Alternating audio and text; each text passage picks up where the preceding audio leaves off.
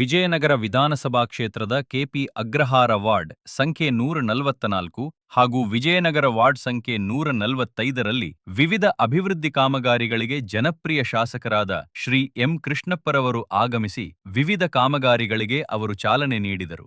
KP ಅಗ್ರಹಾರದ 10ನೇ ಅಡ್ಡರಸ್ತೆ, Magadi ರಸ್ತೆಯಲ್ಲಿ ಚರಂಡಿ ಹಾಗೂ ಪಾದಚಾರಿ ಮಾರ್ಗ ಅಭಿವೃದ್ಧಿ ಕಾಮಗಾರಿಗೆ ಭೂಮಿ ಪೂಜೆ ನೆರವೇರಿಸಿ ಕಾಮಗಾರಿಗೆ ಚಾಲನೆ ನೀಡಲಾಯಿತು. ಇದಾದ ಬಳಿಕ ಶ್ರೀ ರಾಘವೇಂದ್ರ ಮಠದ ಆರ್ಚ್ ಸಮೀಪ ಮಾಗಡಿ ರಸ್ತೆಯಲ್ಲಿ ರಸ್ತೆ ಡಾಂಬರೀಕರಣ ಕಾಮಗಾರಿಯನ್ನು ಉದ್ಘಾಟಿಸಲಾಯಿತು. ಅಲ್ಲದೆ ಮೊದಲನೇ ಅಡ್ಡರಸ್ತೆಯ ಮನವನ ಹತ್ತಿರ ರಸ್ತೆ ಡಾಂಬರೀಕರಣ ಕಾಮಗಾರಿಗೂ ಚಾಲನೆ ನೀಡಲಾಯಿತು.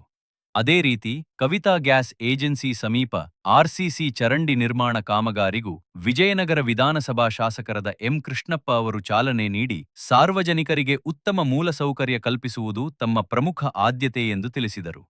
ಈ ಸಂದರ್ಭದಲ್ಲಿ ಕಾಂಗ್ರೆಸ್ ಪಕ್ಷದ ಮುಖಂಡರು, ಸ್ಥಳೀಯ ಜನಪ್ರತಿನಿಧಿಗಳು, ಕಾರ್ಯಕರ್ತರು ಹಾಗೂ ನೂರಾರು ಸಾರ್ವಜನಿಕರು ಕಾರ್ಯಕ್ರಮದಲ್ಲಿ ಭಾಗವಹಿಸಿ ಅಭಿವೃದ್ಧಿ ಕಾಮಗಾರಿಗಳಿಗೆ ತಮ್ಮ ಬೆಂಬಲ ವ್ಯಕ್ತಪಡಿಸಿದರು.